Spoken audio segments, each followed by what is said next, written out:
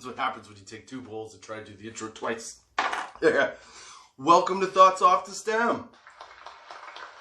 I'm your host, Justin Barone. And today, that's right, we're smoking on a little bit of houseplant. Why? Because I was talking shit about Seth Rogen and his weed earlier, in a couple earlier episodes. Not really talking shit. I just saw an interview where he told the interviewer to only take one hit of his weed. And I was like, you gotta be kidding me. I'm gonna smoke the whole thing if you tell me to do that. Because one hit, really? Come on. Anyway, I figured, excuse me.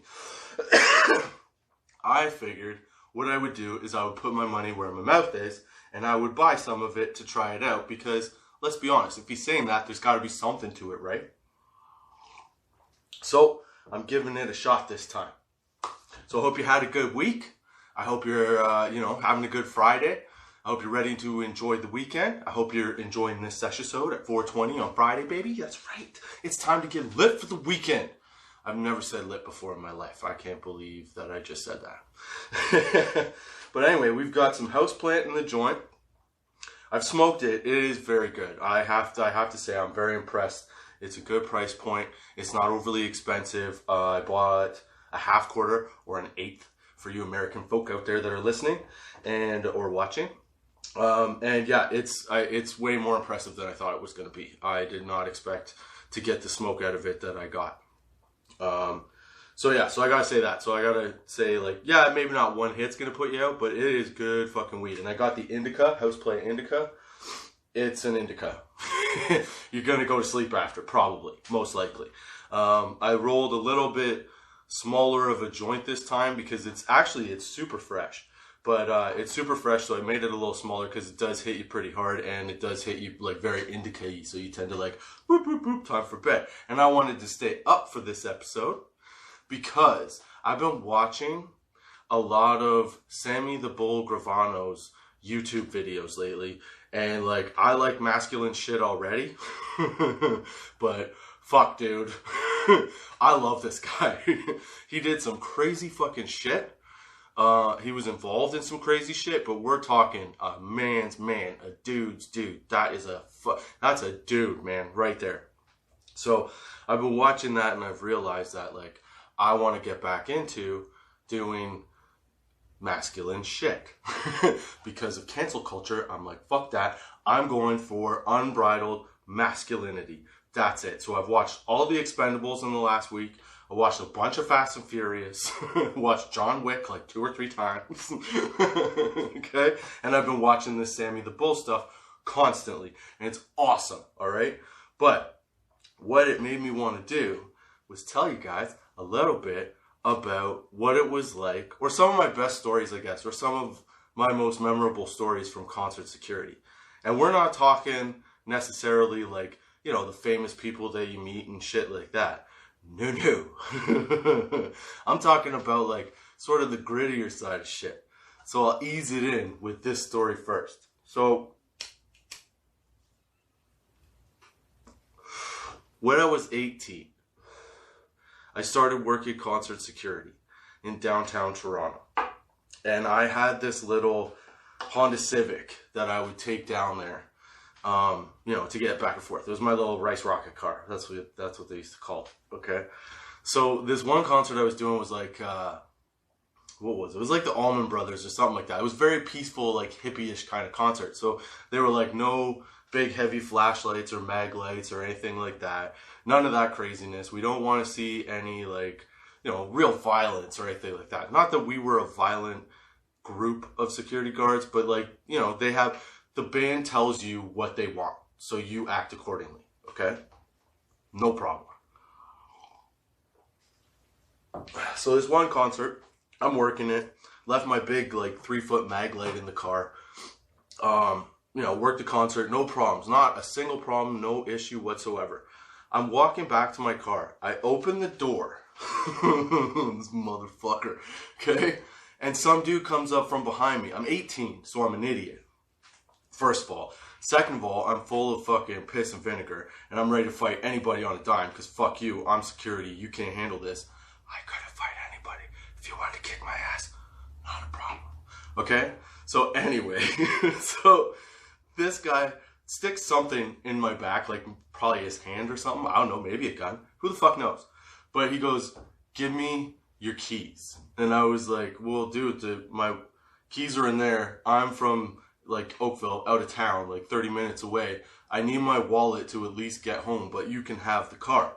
What this dumb fuck doesn't know, or you can call me the dumb fuck, I don't know, but I have my mag light. When you open the door of the car, I'm standing with essentially my right shoulder in the car door and my left hand on the top of the door itself because it's open, right? So I'm starting to lean in, but my mag light is down by my left leg in the door of the car for a potential situation like this. So I reach in, pretend to fidget over the seat so I get him distracted over here. And I lean down. As I lean down to try and get into the seat a little bit, I grab the mag light. And as I stand up and turn as if I'm going to hand him something. And I smack him across the head with the fucking mag light. Whoop! Right across the fucking head. It was like this probably. Much like, damn it, I don't have the explosion sound on here. But it was, oh yeah it is. It was like this. The mag light comes up. Upside the head. Okay? This motherfucker goes down. I hop in my car. I don't pay any attention to what else is going on. Fucking gun it out of there. I stop at the booth at the parking lot. I'm like, hey, dude. So in the spot I was just in, there's a guy knocked out. Because he tried to carjack me.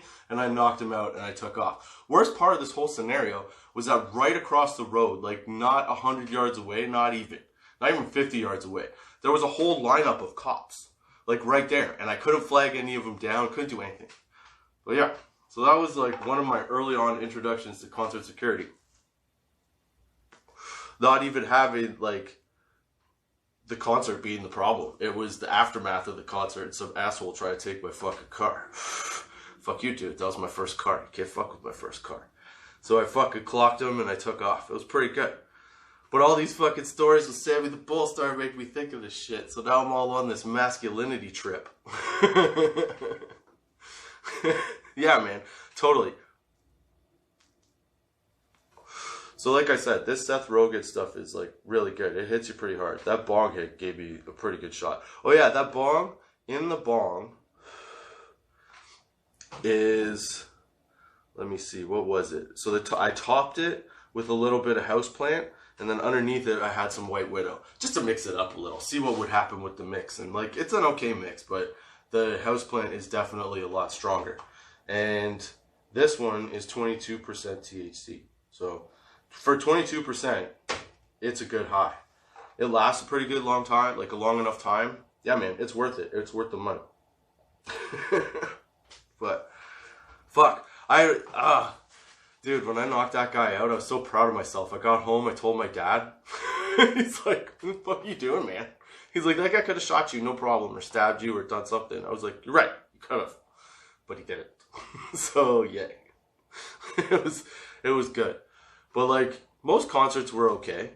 There weren't too many problems like, there were little shit things, you know, like, I don't know, man. There'd be stuff like people trying to get extra beer, you know, or, like, too drunk to try and get, like, and they're trying to get more, and you're like, what are you doing? That was most of it. There weren't a lot of fights, or if there were fights, as soon as you came over, like, as security, it broke up a bit. And that's really all you're there to do is just break it up, not get into some fucking real serious fisticuffs or any shit. But we did. From time to time. Not very often. We were pretty good. Our bosses were very serious about, like, we're not out here to brawl. We're not out here to, like, you know, throw down and see who's the better fucking boxer or whatever. This was, like, before MMA or, like, anything like that was a big deal. So it was a bunch of, like, big dudes, essentially, just trying to keep the peace with fucking people. Yeah. It was a mess, because you always get that one guy that's fucking nuts and ready to fight everybody all the time, and you end up having to, like, contain him so he doesn't get fired and contain the other guy at the same time. It's a pain in the fucking ass. It can be, anyway.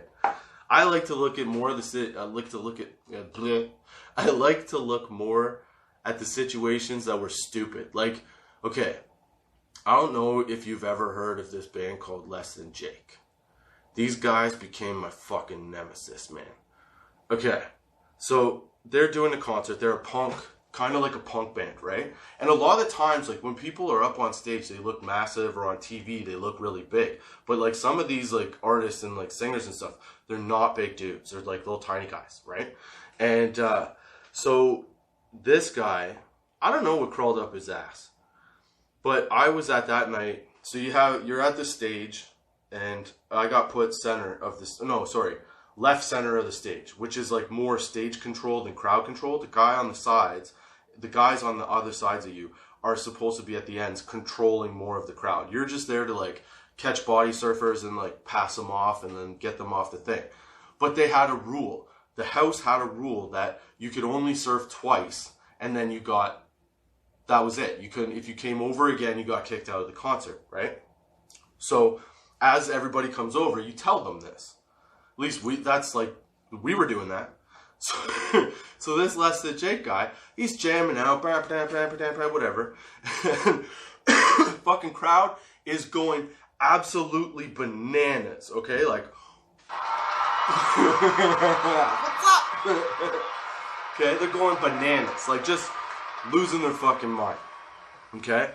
And this kid comes over, and he comes down. I'm like, all right, man, you got like one more, and then you can't come over again, or you get kicked out of the concert. Heads up. So I push him along. He goes. This motherfucker, like an hour later, starts coming back over. He comes over, okay? This dude kicks me, and it's these guys, like I said, are like, you know, kind of a punk band, like, I don't know, top 40 punk, really. They weren't like punk, you know? But they dressed the same way. So we're talking like big fucking thick-soled shoes and boots and stuff. And this guy just happened to have on army boots. And he starts coming up. He's trucking over the top, and we meet eyes. And I look at him. And if you get to the front, you have to be pulled. Like, it's better if you're pulled out than shot back in. Because people are waiting for the next person, right? So this dude comes over. And I go to grab his one leg, because you grab by like the shin and then you pull him in so that you can catch, and then anyway, put him down. So you support him and put him down. This motherfucker kicks me in the face. Fucking douchebag. Flat out, wham! Just a boom, right to the left side of the head as I'm grabbing. So I look, I'm like, what the fuck, dude? So I step back, and he gets sort of like pushed back out to like the second or third row. And I look at my buddy who I had just got a job at this place with, or I just got him a job. So this motherfucker, I'm like, he comes back. We're pulling him out. Like, that's it. Like, I'm not going to fuck the guy up, but he's gone. He kicked me in the fucking head. Okay. So he comes back again, and he's trying to like push himself back into the crowd more versus coming over the barricade. But he couldn't get away because it was a jam up of surfers. So he got stuck, and I was like, you're dead, motherfucker. I grabbed his heel, and I yanked him off the top of the crowd. Okay? I could have been a fucking asshole and let him drop face first into the fucking ground.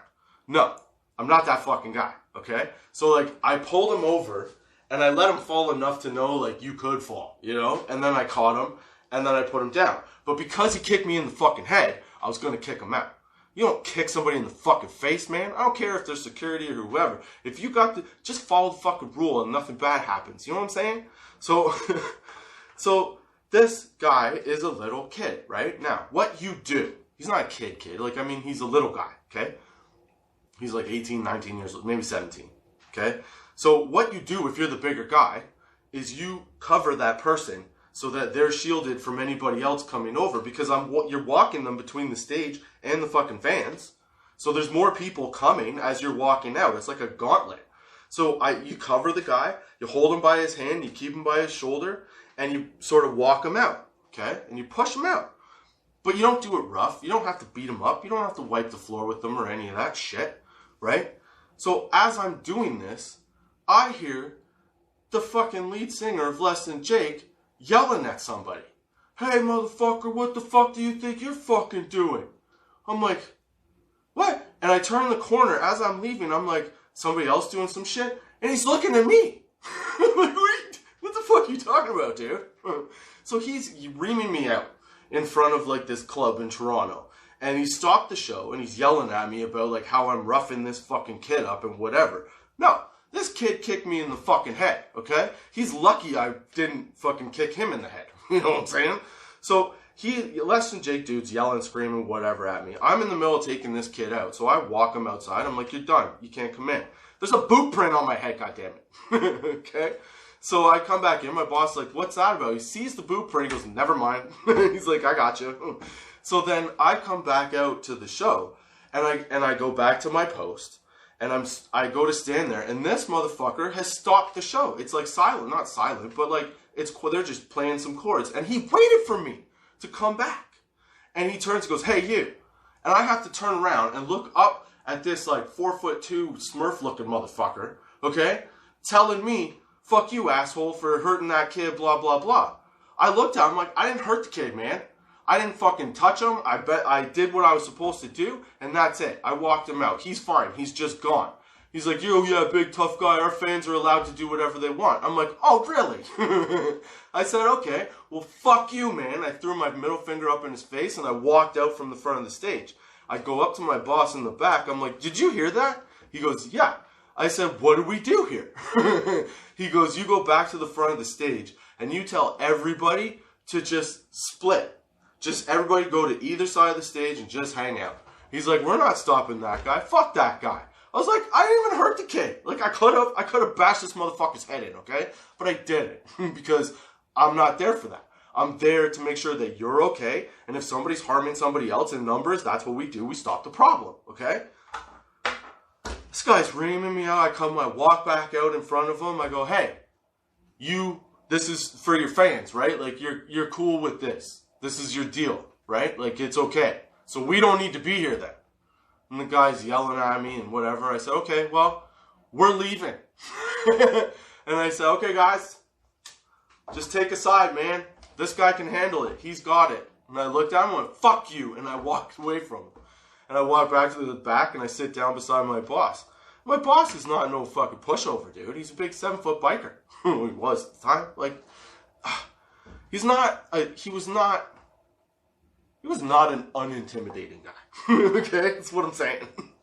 Alright, so, and this guy, as soon as we left the stage, everybody rushed the stage. There was fucking 30 people on the stage in about 10 minutes. Sorry, 10 seconds. This guy's holding the mic going, hey, security. We're like, you better call somebody because it's not us now. You fucked that up when you started giving me shit for doing my job. Like, fuck you, man. Yeah, it was a big deal. So they had to shut the show down. I'm leaving after. And you have to go out this like narrow little hallway to the parking lot. And as you go down this narrow hallway, there's a couple doors on the right, and one door is like the green room where everybody's sitting and whatnot, right? And so this little guy comes out. He comes up to my chest. I'm 5'11". He comes up to my chest to about here, and he's like, you motherfucker, this is not how you do shit. I make sure you never fucking work in this business again. I go, okay, Hollywood. Calm the fuck down. Like, you're lucky you didn't get stabbed and killed, you dummy. Like, what the fuck is wrong with you? And he's yelling and yelling and yelling, and then he stops. And he just stops yelling. And I wasn't a small guy at this time. 5'11", I was 250 pounds. Okay? This dude was like I said, like maybe 5'5", 135 pounds. Dude, I throw you through a door if I want. What the fuck do you think happens here? And I'm paid at this point in my life to wrestle with people for doing dumb shit. So like, hi, you're fucked. Okay, Mr. Guitarist? Then I realized that my supervisor, my boss, was above me, and he was staring down at the guy, like the lion and the mouse sort of thing, you know? And he's like just leaning closer forward till his face is finally in this kid's face, and he goes, guess what? Fuck off. That was the end of the conversation. That dude walked back into his fucking little room. He goes, you go home, have a good night, whatever. It was all good. But dude, sometimes you get stupid performers that do silly things. That's why you gotta treat people nice. You gotta treat people nice all the time, okay? Always. It doesn't matter, like, even if somebody's being a real fucking asshole to you, right? You be nice. And then when some shit goes down, you can still be nice while you kick someone's ass. You can have a smile on your face. If you know, like now, there's no way I would get into a fight for any reason. Like, I mean, unless you're trying to harm me or, you know, my family or something like that, fine. But I'm not saying like, not like I wouldn't go work concert security now, but like back then, sure, man, you're going to try and punch me in the face. Okay. I'm going to tackle you. And then 7 other guys are going to be on top of you. I'm okay. We're not getting in a big scrum here. But yeah, it always made me laugh at like some performers and stuff and how like anal they were. And how like fame and shit goes to people's heads. And like, I hate to say it, man, I like all kinds of music, but that Less Than Jake shit, it was not that good. Okay? It was not even kind of that good. That's all I'm saying. This is what I'm saying. I'm saying boo. Boo, Less Than Jake. Fuck you, man. You made 18-year-old me pissed off, and you found out the hard way that, like, don't. Yeah. But yeah, no, just be nice, man. Because there was another time, okay, where I was working, what was it? It was 2000. It was like a Millennium concert at the Air Canada at the Air Canada Centre in Toronto. And one of my gigs for that night, part of my, like, posts, I guess you could call it, where I was situated, was one I had to guard the Tragically Hip's dressing room. That was fucking awesome. Being Canadian, what? That was fucking awesome, okay? So, I was guarding the Tragically Hip's dressing room. Standing at the door, looking all tough, arms folded, chest out, back up, dip it, I got you, you know, that kind of thing. All right? So, this band comes up, who I did not know at the time, for Canadians, because, like, Canadians my age will know these guys, I'm sure, for sure. But this band comes up, I didn't know them very well. Or I didn't know them at all. I didn't know them to see them. You know, I knew their music once I found out who they were, but I didn't know them. My job was, you had a stamp on the back of your hand, and it was a specific stamp that allowed you into the dressing room with the Tragically Hip. If you didn't have the stamp, you could not go in that dressing room. This is the Tragically fucking Hip. Okay? It's like Canadian gods. Alright? What I'm saying is, nobody gets in that fucking dressing room. Unless it's okay. Alright? So that was my focus. Nobody gets in that doesn't have this motherfucking stamp. So the show ends. It's like 1 o'clock, 2 o'clock in the morning. We're sitting there. Treble Charger, who I didn't know at the time, who they were, what they did, come walking up. Okay? Very nice people. They asked if they could go in the dressing room. I said, no, sir, you cannot. I'm sorry. I said, you don't have the stamp or the appropriate credentials. From what I have been told by my bosses, and this is the Tragically Hip, I will not sway. Okay?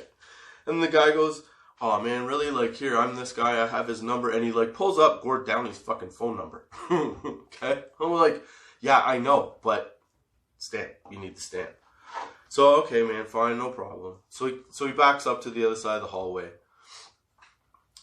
He calls into the dressing room. Sorry, he didn't have Gord Downey's number. He had, I don't know, one of the other guys. I don't know the other guys' names. I'm sorry. I'm a bad Canadian. But he called one of the other guys. I think it was like the bassist or something to say like, hey, we're stuck in the hall. We want to come in and see you, right? So this guy comes bursting out of the dressing room. Door comes flying open. Boom! Kind of like an explosion. He comes out screaming and yelling at me. What the fuck are you doing? They said they were with us. You should know they're with us. They could come in anytime they want. And he berates me. Okay? Through, like, I'm in a hallway in the Air Canada Centre. It's massive. There's people in the hallway staring at me. I'm like, oh my God, I didn't even do anything. Like, and he's just giving it to me, okay? So I go, fine, you're the band. You want them in, you have them in. Whatever, dude. Like, but I had to go by the stamp. I'm sorry. Like, I don't know what to tell you. So they go in with the guy. I hear like a little bit of yelling a little bit. Fucking Gord Downey pops his head out, goes, hey man, you okay? I go, yeah. He goes, that was fucking rude. I go, he didn't say fucking. He goes, that was really rude. He goes, I apologize that he did that. He's like, you're just doing your job. We know. Like, it's okay. Please don't, you know. I was like, look, man, I'm not offended. I work security. I get yelled at. I've heard way worse shit than that. That's nothing. Whatever, dude. You know? But he was super nice about it. And I could hear him reaming the guy out in the dressing room for doing it. It was very nice of him. It was very considerate. And I was very appreciative of the fact that he recognized that, like, I hadn't actually done anything wrong. I wasn't trying to hold anybody up. The point of a security guard or whatever is not to get in the fight. It's to prevent it. It's to make the fight and the bad situation go away. You know what I'm saying? Like, look, man, we can figure this out. No problem. I got this. We can make this happen and then make it happen. That's all you gotta do as a security guard. You don't have to punch anybody in the fucking head. I mean, sometimes you do, but very rarely, I think. But having said that, I have a topic for the middle of this to segue, just a little bit of a segue for before the next couple stories. I wanted to do this season a little bit, because this is the second season. I wanted to do a little bit of weed facts. Because I figured if I'm going to smoke this shit, it's all legal and I'm talking shit and I'm doing the stupid vibe. I want to tell you a few things that maybe you didn't know. At least if you were Canadian and American, North American. I'll branch out and find out some other shit. But this is some pretty neat weed fact shit that I found. So one, okay? In Canada, weed became illegal in 1923. Nobody knows why. It just found its way. Okay, I find this funny for two facts. Because there was like no virtual recorded marijuana use at all at that point in Canada. Nobody in Canada gave a shit about it. Everybody was like, whatever. And then in 1923, there was, I guess, like a global or local opioid issue. And this woman named Emily Murphy wrote a book, The Black Candle. And it was outlining opioid use and the effects and all that stuff on society and blah, blah, blah. Well, it became like the basis, or it became one of the ideas or the reasons, the ideas for the reasons that it became, holy shit, I just confused myself. That book became, holy shit, I'm high. That book was one of the potential reasons, thank God, brain, one of the potential reasons that cannabis became illegal in Canada. But after having reviewed the book, this is an article from cbc.ca. So after having reviewed the book, the amount of marijuana talk was very little. It was like, nada. So that made no real sense. Then I found out through looking at, I think it was The Source. No, not that. Another CBC.ca article where they were explaining that back then they were having an opioid problem. And so government was trying to make that illegal or make something about that illegal. God damn, I'm too high to get this. Man, I read this today. And so they did that. But then for some reason, somebody just sort of like swept cannabis in. Because there's two, apparently, filed copies of this that state like the first time the bill was passed, there was no cannabis. The second time, no cannabis. And then there was one, what did they call it? Like, I don't know. One official paper that had it in it. So they were like, all right, well, I guess that's the one. So they picked that one. And it became illegal. The logical reason for that is the fact that the U.S. was having their own fucking war at the time on drugs because of William Randolph Hearst and his whole paper conglomerate, or monopoly, whatever you want to call it, trying to ban the use of the cannabis plant or the hemp plant or whatever you want to call it, okay? Because it was superior to his product, and apparently the cost of switching over was a bigger problem. But that's at least one of the reasons. But yeah, he was essentially too cheap to switch it, so he's like, fuck it, I'll just make it illegal. So that all these people, because it was growing on like, hemp was growing on like every farm. So he's like, I'll just make it all illegal. It got fucking completely swashed across. Like the brush just stroked everything. It was like, okay, you're all fucked. Why? I don't care. Because I like paper. Fuck your hemp. But my hemp paper's better. No, it doesn't matter. It's fine. Fuck off. I got this. Now you go to jail too. Oh, and I'm going to take your field. So yeah, But that's probably why, because Canada's always like, well, I guess if they're doing it, we better. So we were just like, all right, well, we'll just cover our ass here, okay? So they threw it in, and that's how it became illegal in Canada. How fucked up is that? It's also, like I said, the Hearst part is also how a part of how it became illegal in the U.S. It's fucking insane, dude. And at the time, okay, at the time, at about the same time, from 1938 to 1962, the government's leading, what is he called? Let's see here. So this is from the source, nv.com. The government's official expert, the U.S. government's official expert on cannabis from 1938 to 1962. Okay, that was this guy. Once testified under oath that after smoking cannabis, he turned into a bat. He turned into a bat? How many times have it? 52, 54 sessions. I'm still not a fucking, I'm the same dude. Are you fucking kidding me? The U.S. government's official expert on smoking cannabis, under oath, said, hey man, I smoked this shit. The other day, Saturday was my day off. Guess what I did? I smoked this shit. I turned into a motherfucking bat.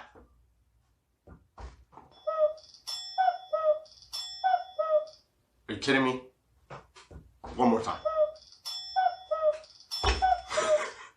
And people believe that shit. Dude.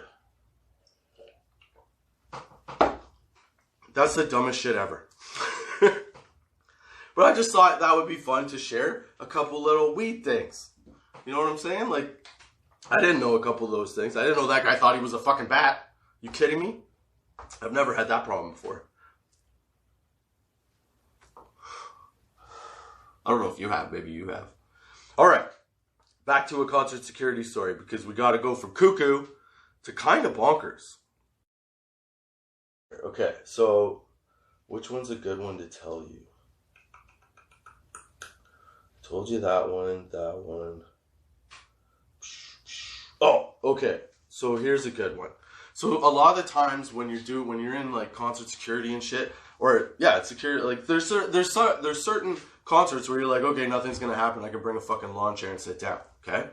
Now I'm not saying that this was that type of concert, but I'm saying that like what happened at this concert was baffling to the mind.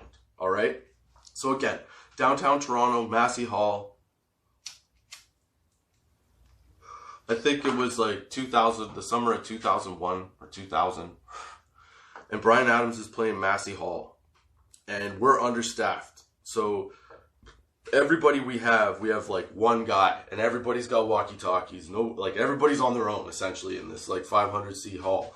And we're like, I don't know, 30 of us? No, not even 20 maybe. And we have to maintain this shit. We had a couple like off-duty police officers and stuff around too, just in case, you know. But it was still, we were highly outnumbered. And we were definitely fucked if anything went down. But again, Bryan Adams, not really a big like, hey, fuck, fight, thrash, you know, hit the mob, like whatever. It's not that, you know. It's good time cruising, fucking hang out, drive down that highway music. You know what I'm saying? Like, it's good stuff for people that want to smoke joints and drive. So you think, well, there's not going to be a problem here. It's going to be just fine. No. No. We had a huge problem. I did some shit I probably shouldn't have done. So, okay, so the concert's all set up, all right? We're in the front of the stage. The stage is like a half moon. So we're facing out into the audience. The audience is a half moon around us. All right, I'm standing, there's stairs up to the stage to my right, so I'm the last guy on the right of the stage. There's 3 of us in front of the stage. Bryan Adams probably had his own security behind the scenes, but there was 3 of us, okay? There was 1 guy at each aisle up the sides, so there in total was 7 of us inside where the shit was going on, okay?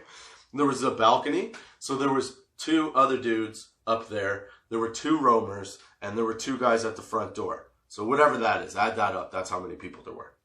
And I think there was our boss in the back monitoring everything. Okay? So totally outnumbered. Bryan Adams getting into his music. Everybody's like, you know, having a good time, jamming out, whatever. And then he goes, "Get up. Why are you all sitting down? Come on, get up." And everybody rushes the fucking stage. These people are, I'm 40. These people were my age now. Okay? And I'm saying, like, you gotta be fucking kidding me. These guys come running down to the front of the stage. They're pushing up on us. We're like, look back up, trying to kick. You can't maintain the peace, right? But they're not being, like, aggressive. They're just excited. But they're in their 40s. It was really fucking weird.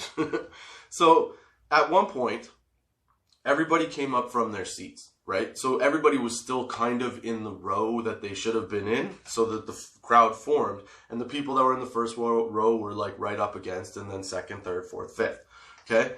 Well, this couple in the second row is, like, jamming out. The girl's having a good time. All of a sudden, I see it's a couple. So, it's a guy and a girl. And the girl is standing right in front of me. And the guy's, like, just off to my left a little bit. And I'm looking out to the crowd with my back to the stage. And I just see the girlfriend's head go, boom, smack, and goes, like, forward hard. And I'm like, what? What the hell? And she looks up, and she's like, what the fuck? And I look back, and there's a chick behind her punching her in the back of the head. I'm like, what are you doing? We're a mosh of people, okay? There's, like, 2 people here, those couple, and then a third person there. I'm trying, like, I can't leave. I can't radio anybody because we're stuck tight. I'm like, what the fuck? So I make eye contact with the chick to punch the other chick, okay? And I'm like, don't fucking do that. What are you doing? Don't do it again, you're out. And she's like, okay. And so she just sticks her arm in between the couple, this crazy lady from the third, fourth row. She sticks her arm between the couple and is like trying to wedge them apart and like push this girl over. And I'm like, what are you doing? So I lean forward and I grab her arm and I push her back. I'm like, stop, you know? And then, okay, so then a little bit of time goes by. She's still got her arm up. She's still, you know, jamming out to Bryan Adams. This bitch fucking puts her arm in, pushes the girl's head, and then punches her. I'm like, oh, well, now you're fucked. But I'm fucked because I can't really move. So I look at the people in front of me. I go, hey, I need to get through. So they open up. They move. I get to this girl and I take her to her seat and I'm like, this is your last chance. Everybody else is up there. If you want to stay in this concert, you got to sit in this chair and don't get up. So she goes, fine. So she sits in the chair. She doesn't get up. Okay. I go back down to the girl at the front. I ask, she's okay, whatever. Concert goes on. I'm scanning the crowd and all of a sudden the boyfriend's like, hey man. And I look and this bitch is trying to scrap with her again. I'm like, you gotta be fucking kidding me. It's Bryan Adams, people. So I push through the crowd, and I grab the girl, and I'm like, you're out. And I push her. She turns around to unload on me, okay? Now, she's standing in like, as she turns around, her one fist up, and her other fist is coming over. And I'm like, I'm not punching you in the face, okay? But I'm not close enough to grab you and, like, put you on the ground and then, like, hold your arms and take you up the stairs, like, or the walkway. It wasn't stairs, it was a ramp. So anyway, she goes to swing, but leaned into, like, too early, or too far. So I ducked it, and I gave her a quick jab in the left thigh. And she went down. And I was like, okay, so I picked her up, and I walk out, and everybody, like, the crowd didn't see it, but everybody else saw it, okay? But they also saw this chick, like, fighting me, essentially, before that. So I'm walking out. And my boss and a couple of the other guys are at the door. My boss opens the door. He's like, hey, wife beater, what the fuck are you doing, man? I go, did you not see what happened there? I had no choice. Like, I couldn't just grab her. And nobody was fucking coming. Like, what do you want me to do? He's like, no, it's okay. I'm just fucking with you. I'm like, thank God. Because, like, it was the only thing I could have done.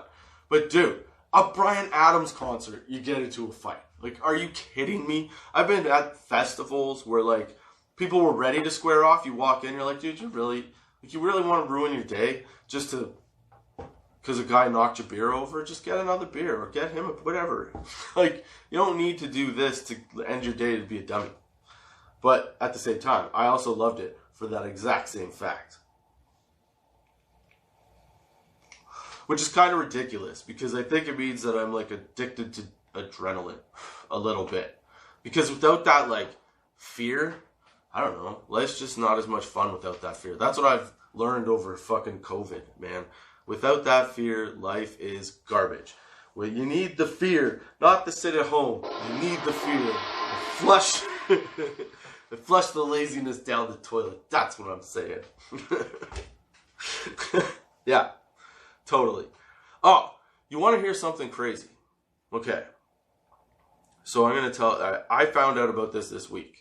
And I want you, for a second, before I tell you whether it is or not, to tell me, not tell me obviously, but here, think about this. Okay, so I saw a video about this roller coaster.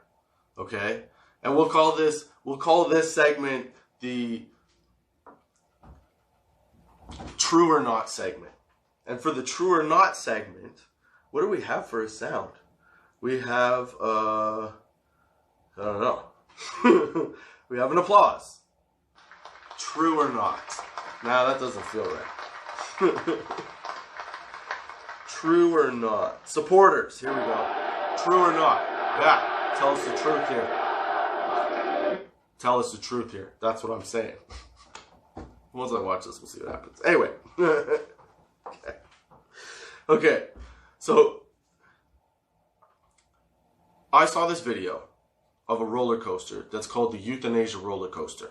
Okay? Now, I found this thing online. Alright? This is what it is. The whole purpose, it's a one-ride roller coaster.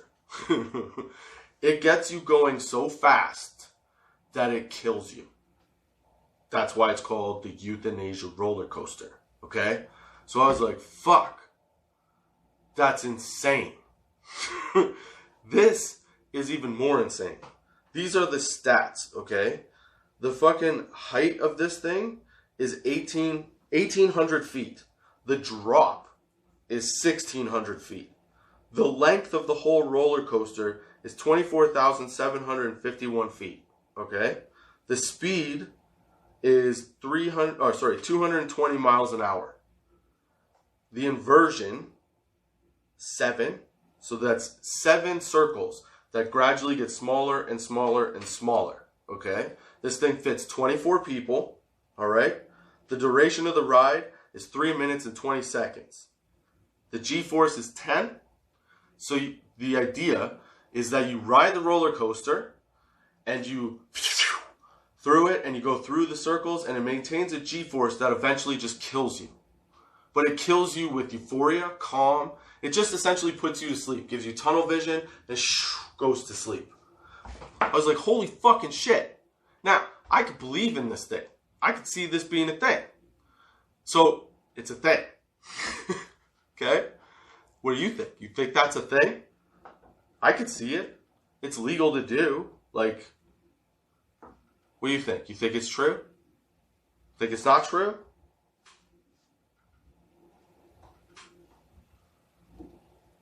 Okay, I'll give you a second. Yeah, seriously, think about it. That shit's insane. You take a roller coaster instead of a shot. Natural, baby. Just not this. Just like the weed. That's what I'm saying, right? So what do you think? Real? Not real?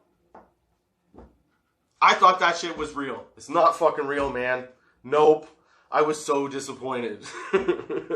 I was so disappointed, and I totally got fucking sucked into it. I thought it was definitely a thing. I absolutely 100% thought, yep, they have that in like Germany. No. Some guy came up with it. Another guy did like a scale model of it, and it's in like an Irish museum somewhere. In Ireland. Probably in Ireland. Dude, I'm so high right now. I hope you're enjoying the sesh. I hope you're having a good start to your weekend. I hope you enjoyed the new, I guess, kind of style of the show. I don't know if you call it style. We're going to iron out the kinks as it goes along. But these were some of the ideas that I thought. I thought we would have, you know, what we did here. I'm going to do a couple more episodes of some of these concert security stories. Those are just some of like the more fun ones, I think. There's a couple of really good ones in there too. I just got to Write them down or something. I don't know. I gotta get them, you know. But yeah, I hope you enjoyed the sesh. That's my thoughts off the stem for this week. I hope you enjoy your weekend. I hope you enjoy next week. I hope you enjoy all your time. I hope you check out the Tots 420 gear on the oh my god, on the link tree, on my Tots 420 link tree. Get your merch. Check out the audio podcasts, the previous episodes. If you haven't listened 1 through, I think it's 31, I started putting them on video. So yeah, check those out. Those ones are fun too. They're a little bit shorter. Yeah. Come back. I hope you come back next week with me, Justin Barone, and Thoughts Off the Stem at 4:20 p.m. on Anchor, Spotify, Google Podcasts, Apple Podcasts, iTunes, wherever you get a podcast. It's out there, baby. YouTube. You can get everywhere. Good Pods, Pod Chaser. That's right. So I hope you enjoyed the sesh, and I hope you come back next week. I'm high as fuck. That's what Houseplant does. It's not a one-toker, but it definitely gets you stoned. So until next time, keep your lids low, baby.